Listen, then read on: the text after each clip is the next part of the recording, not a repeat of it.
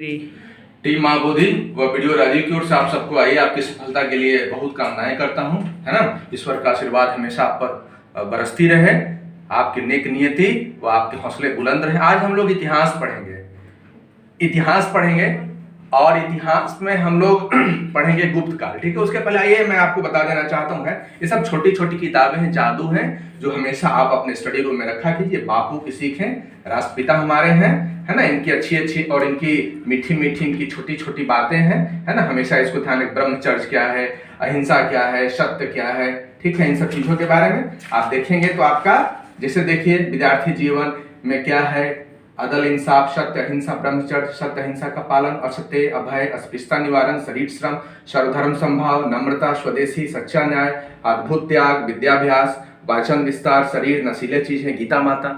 मतलब क्या हुआ, इसको पढ़ने से एक तो आप में नैतिकता का विकास होगा, बोध बढ़ेगी, क्षमता दक्षता बढ़ेगी, ईमानदारी कर्तव्य परंपरा बढ़ेगी, साथ साथ आपके सिलेबस का भी हिस्सा है। भारतीय स्वतंत्रता संग्राम में आपको महात्मा गांधी जी को पढ़ना है, तो इससे अनेक फायदे होंगे, प्लस आपका हमेशा मनोबल बना हुआ रहेगा, ठीक है। तो अच्छी किताबें पढ़िए। अब जैसे एक और ये स्वेट मॉडर्न की किताब है, मैं पहले भी बताया था, खुशी खुशी कैसे जिए। फ्रस्ट्रेशन टेंशन लगातार होते रहता है, एग्जामिनेशन समय पर नहीं हो पाती, इसके कारण भी वह कई सारे घरेलू वजहें होती है जिसके कारण परेशानियां आती हैं। तो ऐसी किताबों को जब पढ़ेंगे आप, तो निश्चित रूप से आप खुश रहेंगे, मस्त रहेंगे, मन आपका मस्त रहेगा, स्वस्थ रहेगा, तभी तो आप पढ़ाई अच्छे से कर पाएंगे। वरना दुख मन से, निराश मन से, उदास मन से कैसे तैयारी करेंगे बताइए। जैसे देखिए, प्रसन्नता और हंसी, कल की व्यर्थ चिंता क्यों, संगीतमय खुशी क्या है, व्यवसाय और प्रसन्नता, मन को कभी निर्धन मत होने दीजिए, खुशी के लिए संतुलन जरूरी है, मनोरंजन और आनंदानुभूति, सदा आनंद बांटते रहें, मंगलमय विचार, यौवन और सौंदर्य बनाए रखें, तनाव पर नियंत्रण रखें, चिंता से बचने के उपाय, प्रेम चाहिए तो समर्पण भी कीजिए, संशय आपका शत्रु है। इनकी कुछ कुछ और किताबें हैं, जब भी मन करे तो रखे रहिए अपने रूम में, पढ़िए। जैसे सदा खुशी कैसे, सफलता के मंत्र, चिंता मुक्त कैसे रहे, आत्मविश्वास की सीख, सफलता का रहस्य, खुद को जानिए, है ना। सफलता के दौरान प्रगति का पथ, आगे बढ़ते रहो, विकास की रहें, अवसर को पहचाने। तो इस तरह की इनकी अच्छी पीएम पब्लिकेशन से बहुत अच्छी अच्छी किताबें आती है। तो बस पतली पतली किताबें, जब भी कभी मन नहीं लगे, है ना, मन निराश हो, मन उदास हो, तो इस तरह की अच्छी किताबें पढ़िए, अच्छा लगेगा। देखिए, नोट्स बनाने के लिए मैं बार बार कहता हूँ आपको, आपकी सफलता आपकी नोट्स से, विशेषकर मेंस में तो नोट्स का बहुत ज्यादा महत्व होता है, लेकिन प्रीलिम्स में भी महत्व बहुत ज्यादा होता है नोट्स का। समय है तो नोट्स बनाना शुरू कीजिए, 2-3 लोग मिलकर स्टडी कीजिए। देखिए, जैसे ये ज्योग्राफी का नोट्स है, भारत की नदियां कितने अच्छे तरीके से बनाया गया है। अलकनंदा, भागीरथी, गंगा, यमुना भारत की सबसे सहायक नदी है, गंगा बांग्लादेश से निकलती है। देखिए जिस तरह से मैप बना के नदियों को दिखाया गया है, यहाँ बंगाल की खाड़ी है, महासागर है, ठीक है।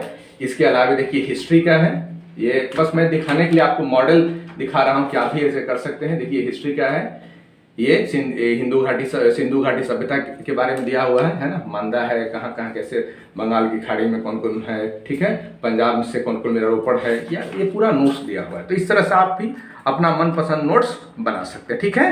नोट्स ही आपकी सफलता की पूंजी है, नोट्स बहुत जरूरी है ना। तो नोट्स आप भी बनाइए, इसकी अच्छी तैयारी कीजिए। नोट्स से आप मेंस तो सक्सेस करेंगे ही, प्रीलिम्स में भी आप सफल होंगे, ठीक है। इसके साथ ही साथ ये बहुत अच्छी किताब है, मैं बार बार कहता हूँ कि आपको टेक्स्ट बुक व लूसेंट, इन दो से ज्यादा पढ़ना ही नहीं है। टेक्स्ट बुक, लूसेंट और क्वेश्चन बैंक, ये किताबें आपकी सफलता की चाबी। देखिए, ये जब हम लोग तैयारी करते हैं 2008 में, जब मैं तैयारी कर, उस समय की किताब, उस समय ही लेकर, इसको पता नहीं इसके कितने एडिशन हम लोग लिए हैं, लेकर पढ़े। देखिए उस समय की किताब है, उस समय ही इसको हमने, टेक्स्ट बुक तो पढ़ा ही था, और भी कई और भी हम लोग बड़े बड़े लेखकों के चक्कर में पड़ जाते थे ना। तो बड़े बड़े लेखकों के चक्कर में रह गए तो बड़ा एग्जाम नहीं हो पाया ना, स्टेट PCS हुआ, ठीक है। लेकिन आप लोग बड़े लेखकों के चक्कर में नहीं पढ़ना है। ये सब बहुत अच्छी किताब है, इसमें सभी चीजों को समग्रता से दिया हुआ है। लूसेंट, इसकी नई वाली भी किताब आ गई है, अब तो पुरानी नहीं आती है, ये नई वाली किताब है। लूसेंट सामान्य ज्ञान लंबा चौड़ा में है, कलरफुल कर दिया गया है। चीजों को देखिएगा, समझिएगा, है ना, इस प्रकार से पढ़िएगा, ठीक है। तो ये किताब ले लीजिएगा। चूंकि बार बार आप लोग मुझसे पूछते हैं कि सर कौन किताब लें, क्या पढ़ें, तो मैं बस यही कहूंगा कि टेक्स्ट बुक, NCERT की किताब और लूसेंट की किताब काफी है। टेक्स्ट बुक पढ़ लिए अच्छे से, लूसेंट पढ़ लिए। लूसेंट क्या पढ़ना आसान है क्या, इसको पढ़ पाएंगे, पचाप डाइजेस्ट कर पाएंगे।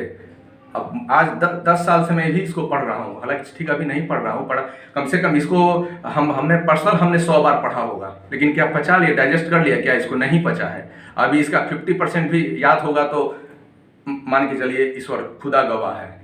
30-40% में सिलेक्शन होता है, क्या समझे? इसलिए लूसेंट बहुत अच्छी किताब, मित्र है, गाइड है आपका, फ्रेंड है, फिलोसफर है, बहुत अच्छी किताब है और जबरदस्त ये किताब है। इंडिया में इसका जबरदस्त डिमांड है जीएस के लिए। तो ये और टेक्स्ट बुक और क्वेश्चन बैंक काफी है। बाकी कितना पढ़ना है, कैसे कैसे पढ़ना है, तो इन सब के अलावे मैं बार बार आपको कहता हूं कि एटलस का बहुत महत्व होता है। कोई भी विषय पढ़ें तो एटलस के साथ पढ़ें। अब जैसे हम लोग हिस्ट्री पढ़ेंगे, कोई लोग कहेंगे हिस्ट्री में एटलस का क्या महत्व? भाई कैसे महत्व नहीं है? इंडियन हिस्ट्री में हम लोग गुप्त डायनेस्टी पढ़ेंगे तो आप जानेंगे ना कि चीजों को समझेंगे कि नहीं समझेंगे कि कैसे कैसे क्या हो रहा है। अब ये देखिए चंद्रगुप्त एस्टेब्लिशमेंट, गुप्त साम्राज्य, ये देखिए गुप्त साम्राज्य का मैप है, ठीक है, देख रहे हैं कि नहीं देख रहे हैं? गुप्त साम्राज्य ये पूरा ये क्षेत्र है, मालवा है, अर्जुनांस है ना, योधे है, कोलिशा है, ये गंगा यमुना द्वाब हुआ, गया है, अयोध्या हुआ, ये सारा चीज है, ठीक है। कारना है, ये दक्षिण भारत का क्षेत्र है, ठीक है। कलिंगा हुआ, पल्लवज हैं, यहाँ चेरेच हैं, चोल्स हैं, वाकाटक हैं। तो चीज़ों को समझेंगे, कितना अच्छे तरीके से दिया हुआ है। तो मैप के साथ ही पढ़ना है आपको, ठीक है। कुछ एनसीईआरटी के डेटा है, हमेशा एनसीईआरटी से पढ़ना है। जैसे देखिए इसमें कुछ महत्वपूर्ण डेट भी दिए हुए हैं ना, मैं पहले भी बताया था। आइए यहाँ से शुरू करते हैं हम लोग हैं, ठीक है। गुप्त शासन का आरंभ 320 ईस्वी से हुआ, ठीक है। 335 से 375 समुद्रगुप्त का काल है। 375 से 415 ईस्वी चंद्रगुप्त द्वितीय का काल है। दक्कन में वाकाटक हैं। 500 से 600 ईस्वी के आसपास कर्नाटक में चालुक्यों का उदय हुआ। तमिलनाडु में पल्लवों का उदय हुआ। 600 से 647 कन्नौज के राजा हर्षवर्धन का काल है, ठीक है। चीनी यात्री ह्वेनसांग की यात्रा होगी। 712 में अरबों के सिंध पर विजय। इसके बाद देखिए प्राचीन व्यापारिक मार्ग कितना अच्छे से दिया हुआ है, पहले भी मैं बताया था इसको। यही ना सीपेक योजना है, चाइना डेवलप कर रहा है। मीरान, खोतान, कासगर, बैक्टीरिया, हिंदुकुश होते हुए ही काराकोरम हाईवे कुछ तरफ से होते हुए ये मध्य एशिया तक चला गया, ठीक है। भारत का अंदरूनी देखिए, तक्षशिला, साकल, मथुरा, उज्जैन, भड़ौच, है ना, प्रतिष्ठान होते हुए फिर इधर से मथुरा, कौशाम्बी, वाराणसी, पाटलिपुत्र, ताम्रलिप्ति, मसूलीपट्टनम, ठीक है, इधर अरिकामेडु, कावेरी पट्टनम है, ठीक। प्रतिष्ठान विदिशा होते हुए ये लगभग ये 500 एडी तक चलेगा, ठीक ना। 200 ईसा पूर्व से लेकर यह व्यापार का काल है 500-600 ईस्वी तक लगातार चलेगा, है ना। गुप्त काल की समृद्धि का कारण भी तो यही है ना। देखिए ये सब दिया हुआ है। बामियान, काबुल, फिरोजपुर, तक्षशिला, साकल है, ये गंगा यमुना दोआब है ना। पाटलिपुत्रा, गया के बारे में, वाराणसी, अयोध्या, श्रावस्ती, कौशाम्बी, विदिशा, सांची, उज्जैनी, यही राजधानी था ना गुप्तों की राजधानी उज्जैनी, ठीक है। मध्य प्रदेश में भड़ौच है। नासिक, सोपारा, जुन्नार, एलोरा, करीमनगर, अमरावती, नागार्जुनकोंडा, कोलार है, उरईर है, मदुरई है, अरिकामेडु है, कावेरीपट्टनम है ना। चीज़ों को कितनी समग्रता से दिया हुआ है, आप जरा देखिए। मैप नहीं पढ़ेंगे तो कैसे समझ पाएंगे कि उरईर कहाँ है, ठीक है, भड़ौच कहाँ है, सोपारा कहाँ है। तो इस तरह से आपको खुद से प्रयास करना होगा। आइए अब हम लोग देखते हैं गुप्त साम्राज्य, ठीक है। गुप्त साम्राज्य हम लोग देखेंगे कि गुप्त साम्राज्य की विशेषता क्या है, ठीक है ना, इसकी स्थापना कैसे हुई है। आइए गुप्त साम्राज्य, ठीक है, ये इंडियन हिस्ट्री का पोर्शन है, बहुत इंपॉर्टेंट है।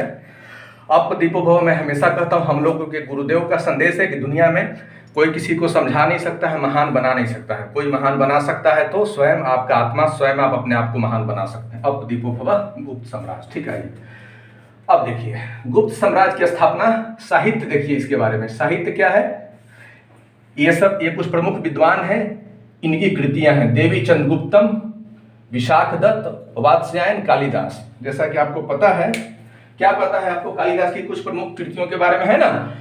अगले एपिसोड में पढ़ेंगे, इसके नेक्स्ट क्लास में। कालिदास की जैसे रघुवंश है ना, अभिज्ञान, शाकुंतलम है, बहुत सारी कृतियां हैं।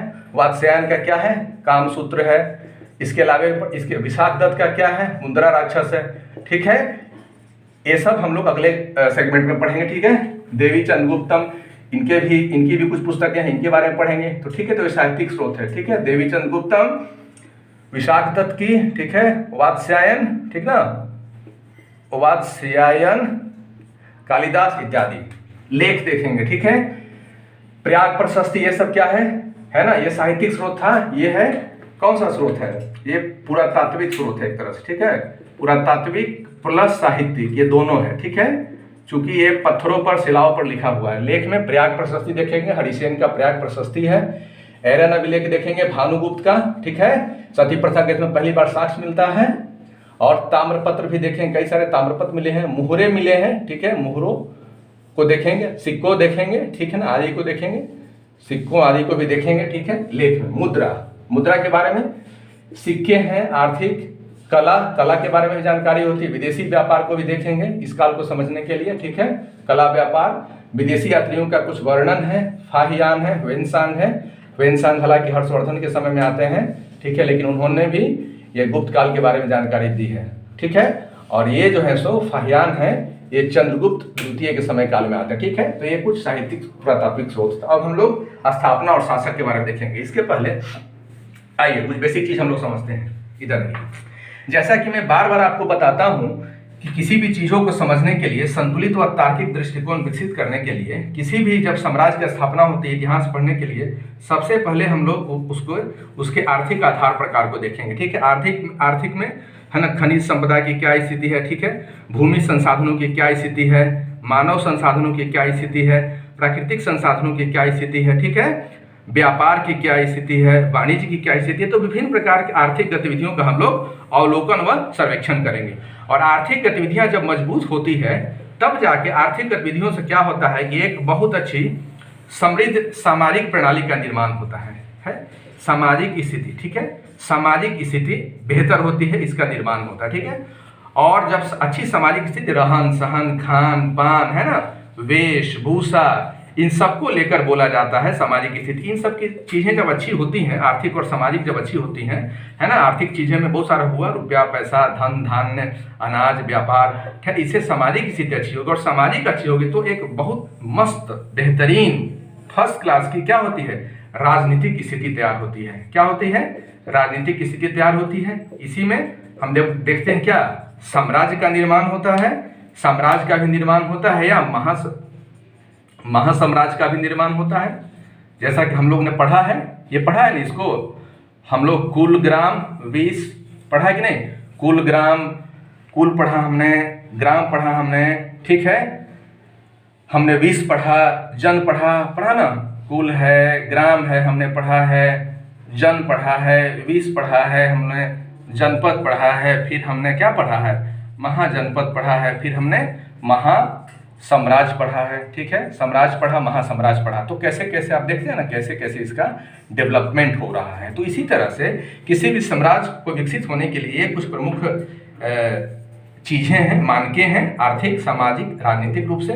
तब वो साम्राज्य, यही वो काल है कि जब तीनों परिस्थितियां विकसित होती हैं तभी जाके लोग देखते हैं गुप्त जैसे काल का क्या होता है, गुप्त साम्राज्य का उद्भव होगा। या इसके पहले भी हम लोगों ने देखा है, चाहे पूर्व से भी हम लोग आएंगे तो मगध साम्राज्य का जो उत्कर्ष हुआ, इसी की परिणति रही है।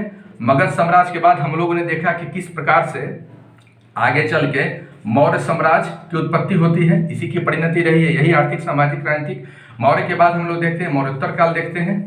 हालांकि मौर्योत्तर काल राजनीतिक रूप से विकेंद्रीकरण का काल है, विदेशी आक्रमणकारियों का काल है, ठीक है, शक है, यवन है, हूण है, कुषाण है, शासकों का काल रहा है। लेकिन फिर भी इसके बाद में हम देखते हैं कि सातवाहन जैसे लोग भी हैं, है ना, ये भारतीय हैं। सातवाहन शासकों के बाद में, सातवाहन शासकों के सामंत के रूप में ही कौन थे, ये गुप्त लोग थे। तो गुप्त लोगों के बारे में हम लोग पढ़े, कैसे साम्राज्य का निर्माण होता है। और जब राजनीतिक मजबूत होती है तो इसके साथ साथ एक और चीज होती है जो मजबूत होती है ना, क्या होती है, व्यापार वाणिज्य के साथ साथ एक वैदेशिक संबंध मजबूत होता है। तो जब राजनीति मजबूत होती है तो इससे क्या होता है कि इसका प्रभाव संपूर्ण पर्यावरण पर पड़ता है ना। इसका प्रभाव एक तो सांस्कृतिक प्रभाव हुआ, ठीक है, सांस्कृतिक का मतलब हुआ संपूर्ण क्षेत्रों को लेकर एक सांस्कृतिक प्रभाव हुआ। सांस्कृतिक प्रभाव के साथ इसका एक पर्यावरणीय प्रभाव होता है, ठीक है, क्या होता है, पर्यावरणीय प्रभाव होता है, ठीक ना। पर्यावरणीय प्रभाव में हम लोग प्राकृतिक व मानव निर्मित है, शासकीय निर्मित भी समझ सकते हैं इसको। साथ ही साथ इसमें विज्ञान प्रौद्योगिकी की भी भूमिका होती है ना, विज्ञान प्रौद्योगिकी की भूमिका होती है, कला की भूमिका होती है ना, साहित्य की भूमिका होती है। तो बहुत सारे चीज हैं, सिक्के हैं, स्वर्ण हैं, या विभिन्न प्रकार से हम लोग संसाधनों की बात करते हैं। व्यापार हम लोग देख रहे हैं कि आंतरिक व्यापार के साथ साथ, है ना, आंतरिक व्यापार तो होते ही है, साथ साथ बाह्य व्यापार भी होता है। तो इन सब चीजें जब चलती है तो एक बेहतर संस्कृति का निर्माण होता है ना, पर्यावरण का निर्माण होता है। और फिर है ना, इसमें देशी और विदेशी प्रभाव भी है ना, अंतर्राष्ट्रीय संबंध है, तो इसके कारण इसका विकास होता है। तो इसी प्रकार से किसी भी साम्राज्य का विकास होता है। ये सब कड़ियां जब मिलती है, ये संपूर्ण कड़ियां जब मिलेंगी तब जाके किसी साम्राज्य का विकास होगा। साम्राज्य का विकास मतलब मौर्य जैसा साम्राज्य, मौर्योत्तर काल में कुछ साम्राज्य हुए, सातवाहन जैसा साम्राज्य, और अब हम लोग गुप्त साम्राज्य की बात करेंगे। तो मैं बताया उद्भव के बारे में, बता कैसे कैसे गुप्तों का उद्भव हुआ। और जैसा कि आपको पता है, ये गुप्त जो थे पहले ये सातवाहनों के क्या थे, सामंत थे। ठीक है, ये सातवाहनों के सामंत थे। जैसा कि आपको पता है कि सातवाहनों ने ये व्यवस्था शुरू किया, ठीक है, भूमि अनुदान व्यवस्था शुरू किया। ठीक है, इन्होंने भूमि अनुदान शुरू किया। भूमि अनुदान सबसे पहले समाज के जो उच्च वर्ग के लोग थे, ऐसा कि ब्राह्मण जो पूजा पाठ कराते थे, तो ब्राह्मणों को ये दिया जाता था। बाद में चल के ब्राह्मणों के अलावा भी जो क्षत्रिय थे उनको भी भूमि अनुदान क्या हुआ कि दिया जाने लगा। ठीक है, भूमि अनुदान में एक कॉन्सेप्ट था कि जमीन का टुकड़ा दिया जाता था, बड़ा बड़ा टुकड़ा, और इसमें से इनको पूरा अधिकार दिया जाता था। हालांकि मालिकाना नहीं था, मालिकाना हमेशा किसका होता था, शासक राजा का ही होता था। लेकिन राजस्व उत्पादन के लिए एवं है ना, इसकी खेती बाड़ी करने के बाद जो भी इसमें अधिशेष होगा, राजस्व उत्पत्ति होगी, ये अपना रखते थे, है ना, इसके स्वयं मालिक थे। हालांकि ये राजत्व तो चूंकि राजा में नहीं होता था, राजत्व का सिद्धांत राजा में था, तो ये लोग क्या करते थे कि नजराना, है ना, नजराना जो होता था या समय समय पर राजाओं को खुश करने के लिए उपहार, कीमती उपहार दिया करते थे। लेकिन मुख्य रूप से ये लैंड होल्डर्स होते थे, ये अपने अधीन कई सारे रैयतों से और कई सारे लोगों से ये खेती किसानी कृषि का कार्य कराते थे। ठीक है, यही चल के आगे अलग अलग क्षेत्रों में ये अलग अलग भूमि अनुदान व्यवस्था होगा। यही चल के आगे और मजबूत हो जाएंगे। जब केंद्रीय तंत्र कमजोर पड़ेगी, जब राजत्व तो कमजोर होगा, केंद्रीय तंत्र की कमजोर भूमिका होगी, तब ये लोग बहुत मजबूत हो जाएंगे। ठीक ना, और यही आगे चल के हम देखते हैं कि सामंत बनेंगे, है ना, और पूरी तरह से धीरे धीरे अपने क्षेत्र को ये क्या करेंगे, नियंत्रण में लाएंगे। और आगे चल के यही सामंतवाद का काल है, सामंतवाद का काल है, लेकिन है ये 600 एडी के बाद का काल है। ठीक है, तो यही एक सामंत के रूप में समझिए कि सातवाहनों के ही सामंत थे। कौन थे, गुप्त सातवाहनों के सामंत थे। ठीक है, भूमि अनुदान व्यवस्था आगे पढ़ेंगे हम लोग, आर्थिक तो देखेंगे, और साथ ही साथ ये गुप्त काल में हम लोग इसकी है ना, आर्थिक स्थिति, आर्थिक राजनीतिक, ठीक है, प्रशासन, है ना, गुप्त का प्रशासन, कला देखेंगे हम लोग, संस्कृति देखेंगे, है ना, एवं अन्य कुछ मुद्दे देखेंगे इसके बाद, है ना, सेकंड क्लास में देखेंगे हम लोग। आइए, अभी हम लोग मुख्य रूप से पूरा फोकस राजनीति पर करते हैं। गुप्त साम्राज्य के बारे में बताया हमने, इसके स्रोत के बारे में बताया, साहित्यिक, लेख, मुद्रा। अब प्रमुख शासक आइए। गुप्त साम्राज्य की जो स्थापना हुई, तो इसके जो प्रारंभिक संस्थापक हैं, ये कौन है भाई, श्रीगुप्त साहब हैं। श्रीगुप्त 240 से 280, बस ये क्रमबद्धता के लिए ज्यादा पूछा नहीं जाता यहाँ से, लेकिन जानकारी के लिए ये महत्वपूर्ण है। ठीक ना, श्रीगुप्त 240 से 280 ये संस्थापक हैं। ठीक है, श्रीगुप्त 240-280 इनका राज्यकाल है, ये संस्थापक इनको कहा जाता है, श्रीगुप्त को। अब आइए प्रयाग प्रशस्ति। प्रयाग प्रशस्ति लेख हरिसेन। ये हरिसेन जो थे, ये समुद्रगुप्त के दरबारी कवि थे, बहुत संस्कृत के विद्वान व्यक्ति थे। इन्होंने प्रयाग प्रशस्ति लिखा है। ठीक है, समुद्रगुप्त एवं गुप्त साम्राज्य की प्रशस्ति में लिखा है। ठीक ना, प्रयाग प्रशस्ति है हरिसेन का। अब आइए प्रमुख, श्रीगुप्त के बाद में दूसरे प्रमुख जो हुए घटोत्कच। सम्राट कौन, घटोत्कच। ठीक है, घटोत्कच जी हुए। घटोत्कच गुप्त 280 से 319 ईस्वी पूर्व। ठीक है, घटोत्कच 280 से 319 ईस्वी पूर्व। श्रीगुप्त का पुत्र एवं उत्तराधिकारी, ये कौन थे घटोत्कच, श्रीगुप्त का पुत्र एवं उत्तराधिकारी थे। इन्होंने महाराज की उपाधि ली थी। घटोत्कच जो है सो महाराज की उपाधि ली थी। श्रीगुप्त के ये क्या थे, पुत्र थे। तो हम लोग देख सकते हैं कि गुप्त वंश की स्थापना पूछा जाएगा किसने किया था, तो श्रीगुप्त ने किया था। श्रीगुप्त के बाद शासक घटोत्कच है। लेकिन वास्तविक संस्थापक गुप्त वंश का किसे कहा जाता है, वास्तविक संस्थापक गुप्त वंश का किसे कहा जाता है जब पूछा जाएगा, तो गुप्त वंश का वास्तविक संस्थापक कौन है, ये है चंद्रगुप्त प्रथम। बहुत महान शासक है, ऐतिहासिक शासक है, बहुत महत्वपूर्ण शासक है। एक हम लोगों ने चंद्रगुप्त मौर्य को पढ़ा था, मौर्य काल, और अब हम लोग पढ़ेंगे चंद्रगुप्त प्रथम को पढ़ेंगे। ठीक है, 319 से 335 ईस्वी इनका राज्यकाल है। वास्तविक संस्थापक हैं गुप्त वंश के चंद्रगुप्त प्रथम, बहुत इंपॉर्टेंट। चंद्रगुप्त प्रथम गुप्त वंश के वास्तविक संस्थापक हैं। गुप्त संवत इन्होंने जब राजा बना, ये जब राजा बने, शासक बने, तो उन्होंने एक संवत चलाया, गुप्त संवत। जैसा कि पहले हमने देखे हैं, हम लोग देखा कि शक संवत एवं कुषाण शक संवत और विक्रम संवत जैसे पहले के राजाओं ने चलाया है, उसी तरह से गुप्तों ने भी ये गुप्त संवत चलाएंगे। पूछा जाता है कि गुप्त संवत कब से शुरू हुई, किसने शुरू की, तो चंद्रगुप्त प्रथम ने 319-320 में गुप्त संवत की शुरुआत की। इनको महाराजाधिराज की उपाधि मिला। ठीक है, महाराजाधिराज। ठीक है, ये छूट गया है, महाराजाधिराज, इसको समझ लेना है। महाराजाधिराज की इनको क्या मिली, उपाधि मिली। ठीक है, विवाह इन्होंने किया कुमार देवी के साथ। कुमार देवी कौन थी, लिच्छवी राजकुमारी थी। लिच्छवी जो वैशाली का जो क्षेत्र है ना, गणतंत्र का क्षेत्र है, तो यही कि कुमार देवी से इन्होंने वैवाहिक संबंध स्थापित किया। वैवाहिक संबंध की बहुत महत्ता होती थी साम्राज्य निर्माण के लिए, साम्राज्य विस्तार के लिए, ठीक ना। गुप्त संवत और शक संवत में 241 वर्षों का अंतर रहा है, ठीक है। गुप्त संवत 319 से 320 ईस्वी पूर्व है और शक संवत के बारे में पढ़ा है कुषाण के समय में, है ना। आइए देख लीजिएगा, उसको डेट देख लीजिएगा। अब आइए समुद्रगुप्त को हम लोग देखते हैं। समुद्रगुप्त 335 से 375 ईस्वी पूर्व, ये भी बहुत महान शासक हैं, महाप्रतापी शासक हैं। समुद्रगुप्त चंद्रगुप्त प्रथम के पुत्र थे, ठीक है, एवं उसके उत्तराधिकारी हैं। सबसे प्रतापी शासक हैं, गुप्त वंश के सबसे प्रतापी शासक हैं, चंद्रगुप्त प्रथम के पुत्र थे। इनको भारत का नेपोलियन कहा जाता है, कई बार बीपीएससी में पूछा जा चुका है, ठीक है। और विंसेंट स्मिथ साहब ने, जो अंग्रेज विद्वान थे, अंग्रेज इतिहासकार थे, इन्होंने इसे समुद्रगुप्त को भारत का नेपोलियन कहा है, ठीक है ना। विंसेंट स्मिथ साहब ने समुद्रगुप्त को भारत का नेपोलियन कहा, पूछा जाता है बार बार। हरिसेन कौन थे? इनके दरबारी कवि थे। हरिसेन दरबारी कवि थे, इन्होंने ही इलाहाबाद में लिखा है प्रयाग प्रशस्ति, बहुत इंपॉर्टेंट है, देख लीजिएगा, ठीक है। दक्षिणापथ के, अब इन्होंने समुद्रगुप्त ने क्या किया कि दक्षिणापथ के 12 राजाओं, अभी हमने बताया था ना, जो दक्षिण विंध्याचल के नीचे वाला जो क्षेत्र था, इसके 12 राजाओं को और आर्यावर्त, उत्तरी भाग था विशेष करके, आर्यावर्त के 9 राजाओं को पराजित किया। बहुत इंपॉर्टेंट है, समुद्रगुप्त ने दक्षिणापथ के 12 राजाओं को, वो आर्यावर्त के 9 राजाओं को पराजित किया।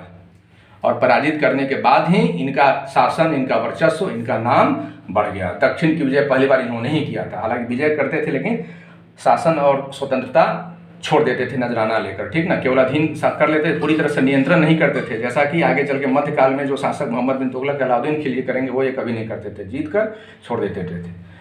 राय चौधरी ने धर्म विजय की संज्ञा दी है। राय चौधरी एक इतिहासकार हैं, बस ऐसे ही जानिएगा, धर्म विजय की संज्ञा दी। समुद्रगुप्त को कविराज भी कहा जाता है, इंपॉर्टेंट है, इस गुप्त शासक को कविराज कहा जाता है। तो समुद्रगुप्त को सिक्कों पर बीना बजाते हुए क्या है दर्शाया गया है। समुद्रगुप्त ने सिक्कों पर बीना बजाते हुए अपने आप को दर्शाया। तो पूछा जाएगा किसने, तो सिक्कों पर बीना बजाते हुए किसकी मूर्ति है, तो समुद्रगुप्त की है।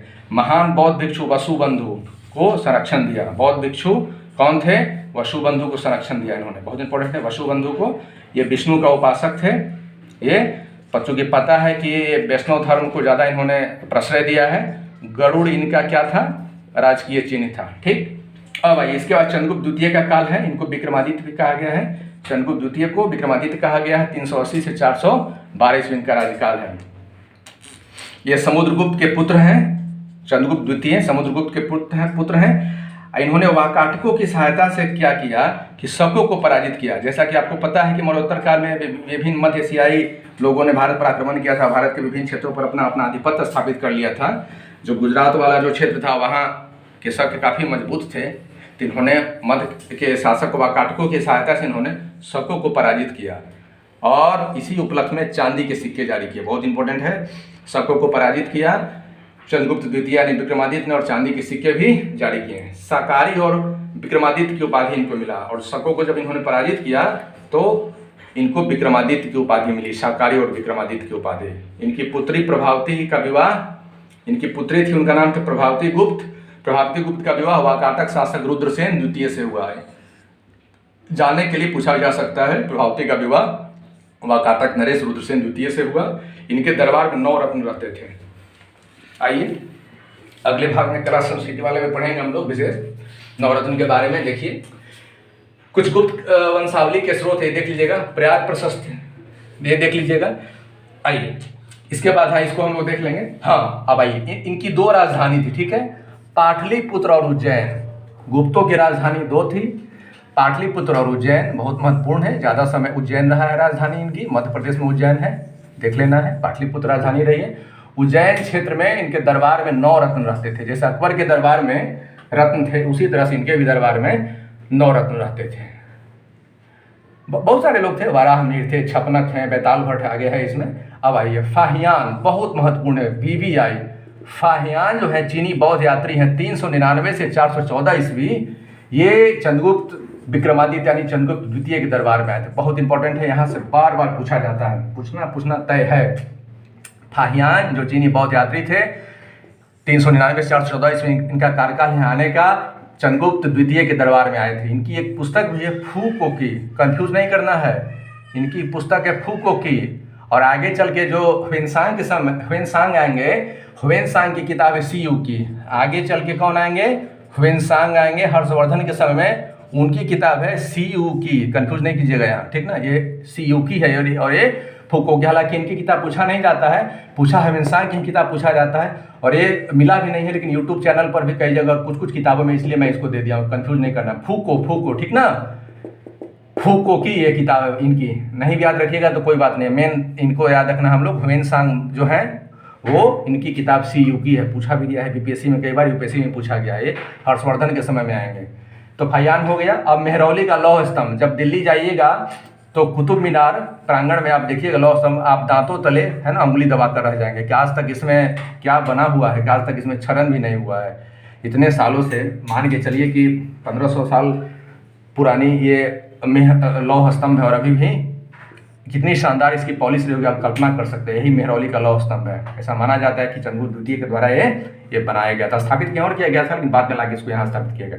नवरत्नों की चर्चा है, बस देख लीजिए यूं ही, आगे पढ़ेंगे इनके बारे में। कालिदास धनवंतरी, कालिदास तो महान साहित्यिक विद्वान ही थे कालिदास, ठीक ना।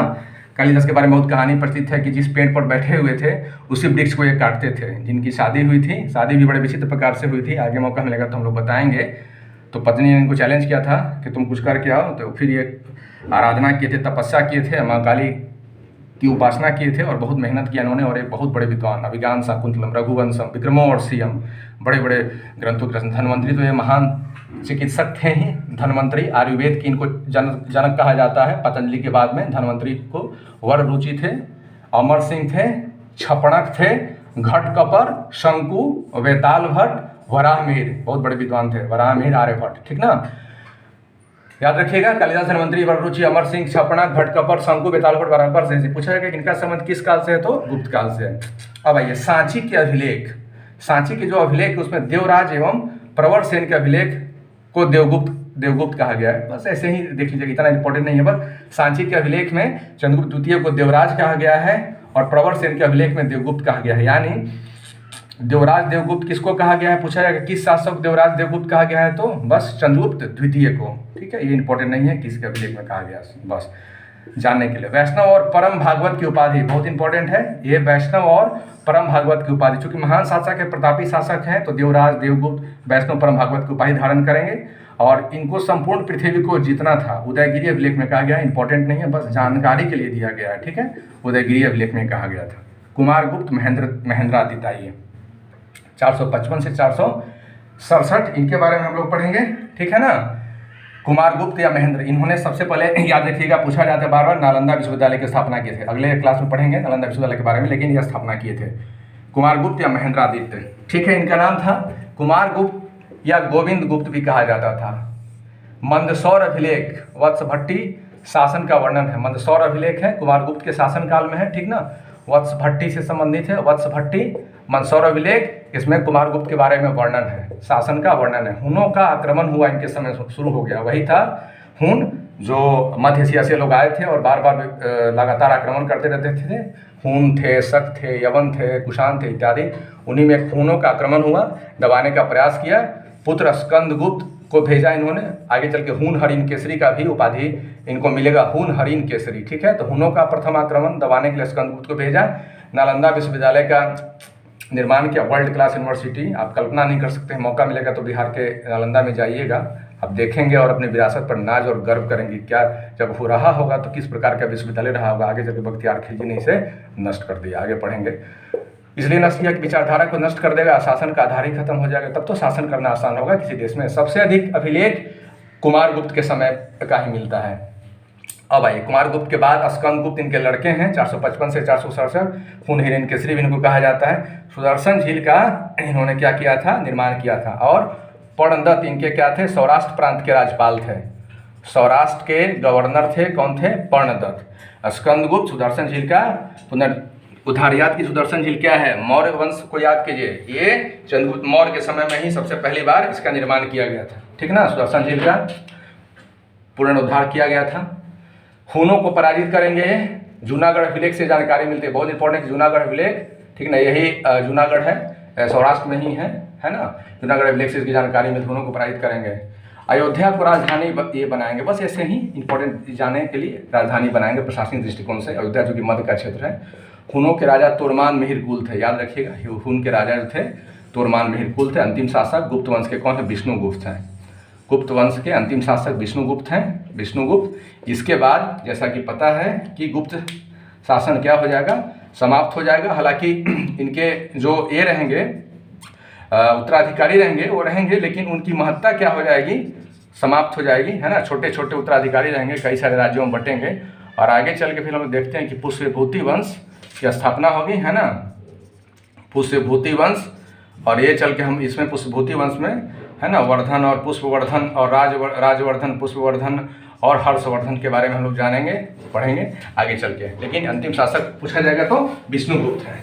एक बार पुनः आप चीज़ों को ये कर सकते हैं, चीज़ों के बारे में समझिए। अगले क्लास में मैं इसके सामाजिक पहलू को, आर्थिक पहलू को, है ना, कला व संस्कृति को बताऊंगा। अजंता एलोरा की कला को, बाघ की कलाओं को, है ना, संस्कृति को, गुप्त काल को कला संस्कृति के क्षेत्र में स्वर्ण काल भी कहा जाता है ना। और ये भी देख लीजिएगा, प्रयाग प्रशस्ति किससे संबंधित? हरिसेन से है। प्रयाग प्रशस्ति हरिसेन, विलसंड स्तंभ लेख कुमारगुप्त और भीतरी स्तंभ लेख स्कंदगुप्त। बहुत इंपॉर्टेंट है, पूछा जाता है। गुप्त वंशावली के स्रोत हैं। प्रयाग प्रशस्ति अभिलेख हरिसेन का है, बहुत इंपॉर्टेंट। विलसंड अभिलेख, विलसंड स्तंभ अभिलेख कुमारगुप्त। भीतरी स्तंभ लेख स्कंदगुप्त, भीतरी स्तंभ लेख स्कंदगुप्त का है। इसके साथ कुछ और महत्वपूर्ण चीज एक था, शासक कुछ उपाधियां हैं, जिसमें से कुछ महत्वपूर्ण उपाधियों के बारे में चर्चा कर देता हूं। कौन कौन है? श्रीगुप्त ने आदिराज महाराज की उपाधि लिया था, जानने के लिए है, इंपॉर्टेंट नहीं है। श्रीगुप्त आदिराज महाराज, बस। घटोत्कच महाराज, इंपॉर्टेंट नहीं है। चंद्रगुप्त प्रथम महाराज आदिराज, चूंकि संस्थापक रहे, वास्तविक संस्थापक हैं, इसलिए इन्होंने जो उपाधि लिया था महाराजाधिराज, ये देख लीजिएगा। हाँ, समुद्रगुप्त की उपाधि बहुत महत्वपूर्ण है, पराक्रमांक, पराक्रमांक की उपाधि लिया है समुद्रगुप्त ने, इंपॉर्टेंट है, देख लीजिएगा। चंद्रगुप्त द्वितीय की उपाधि विक्रमादित्य व विक्रमांक, बहुत इंपॉर्टेंट, पूछा जाएगा तो यहाँ पूछा जाएगा। चंद्रगुप्त द्वितीय की उपाधि विक्रमादित्य, विक्रमांक।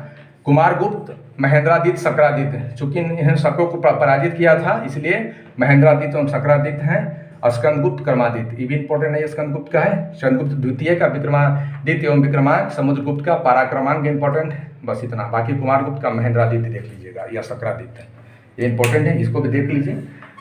किस प्रकार से आर्थिक सामाजिक परिवर्तन हुआ है, राजनीतिक परिवर्तन हुआ है, कैसे कैसे क्रम रहा है, मगध, मौर्य, मौर्योत्तर, सातवाहन, गुप्त साम्राज्य, सातवाहन, भूमि अनुदान, ब्राह्मण, क्षत्रिय, कैसे कैसे ये दिया गया, लैंड। उसके बाद में फिर बाकी विज्ञान के बारे में पढ़ेंगे। स्क्रीनशॉट ले लीजिए, देख लीजिए, समझिए चीज़ों को अच्छे से, आत्मचिंतन कीजिए, मनन कीजिए। ये गुप्त काल का पहला भाग है, दूसरे भाग हम लोग अगले क्लास में लेकर आएंगे। और साथ साथ आपको गुरु दक्षिणा भी देना है। गुरु दक्षिणा क्या देंगे आप? गुरु दक्षिणा में यही देंगे, यह चैनल गांव गरीबों के लिए समर्पित है। गुरु दक्षिणा में यही देंगे कि अपने चैनल को, है ना, अपने महाबोधि को क्या करेंगे? अपने महाबोधि को मनोबल को बनाए रखने के लिए कल होके आपको भी, आप भी अधिकारी बनेंगे, आप भी ऑफिसर बनेंगे कल होके, तो आपको भी ये काम करना होगा और जुड़ना होगा। महाबोधि के चैनल को क्या करना है? सब्सक्राइब कीजिए, ठीक ना, सब्सक्राइब कीजिए और लाइक कीजिए, आपकी जिम्मेवारी है, इतना तो फर्ज बनता है ना। और साथ ही साथ ये प्रॉमिस भी करना है। प्रॉमिस क्या करना है कि कल हो कि आप भी सिलेक्टेड हो, सिलेक्शन हो जाएगा, अधिकारी बन जाएंगे, तो आप भी इस श्रृंखला की कड़ी में क्या होंगे? शामिल हैं। यह कारवा है, ये कारवा है, चलते रहेगा, कभी रुकेगा नहीं, कभी थकेगा नहीं, ये हमेशा चलते रहेगा। इसका लक्ष्य क्या है? पूरे बिहार के 10.5 करोड़ लोगों की सेवा करना। हमें हर घर में जाके दिया जलाना है, अप दीपो भव, ठीक है, यही संदेश है, ठीक ना। आपको इसमें शामिल होना तो चैनल को लाइक और सब्सक्राइब निश्चित रूप से कीजिएगा, यही गुरु दक्षिणा है। इसी के साथ स्क्रीनशॉट आप ले लिए हैं, तो अब मैं आप लोगों से विदा लेना चाहता हूँ, लेकिन इसके साथ साथ आपको कुछ बधाइयाँ भी देना चाहता हूँ, ठीक ना। तो